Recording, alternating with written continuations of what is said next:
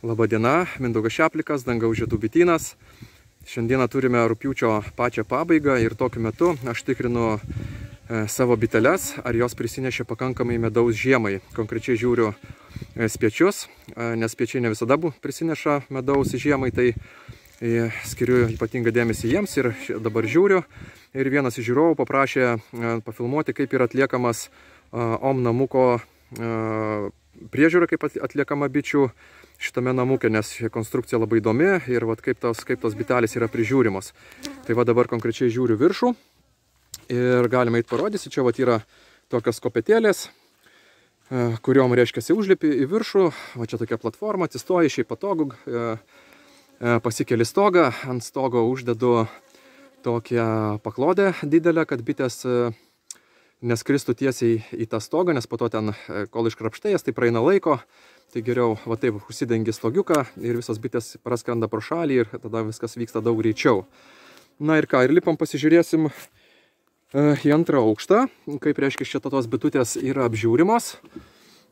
Va čia yra konkrečiai dvi motininis spiečius šių metų ir va čia toksai gultas, reiškia gultas, kuris pasikelia ir po juo gyvena bitės. Va čia vat. Ir čia dar yra toksai apie 20 cm toksai tarpas nuo kraščiuko iki tenais. Bet jis netrukdo, rėmukus va pasiimi, pasikilnoji savo kiek reikia ir gali žiūrėti, va išsiimi ir gali apžiūrėti biteles. Va čia šių metų spiečius, kadangi šiais metais medunešis pakankamai yra geras. Tai va spiečiukas prisinešė, neblogai visai, daugiau negu pusę rėmo. Tai sakyčiau, neblogai maitinti tikrai nereikės. Jo savo atsargas žiemai turi. O kitas rėmukas dar irgi, tai pakankamai, sakyčiau, irgi neblogai. Tai va, tai nėra čia taip sunku, tiesiog stovi ant kopetėlių. Stovi ant kopetėlių, ant platformos ir žiūri savo tas biteles. Ir dabar eisime į apačią, pažiūrėsim dar, kaip tenais vyksta aptarnavimas. Ir žiūrime pirmą aukštą. Vat, atidariau lizdą, čia irgi šių metų spiečiukas. Na ir žiūriu medaus atsargas aš jams. Nieko čia iš vis pirmam aukšte sudėtingo. Va, irgi prisinešęs. Dar motinėlė augina perus lizdą. Bet medaus per sprindį gerą yra. Tai tikrai užteks. Šie metai, kaip sakiau, dosnus.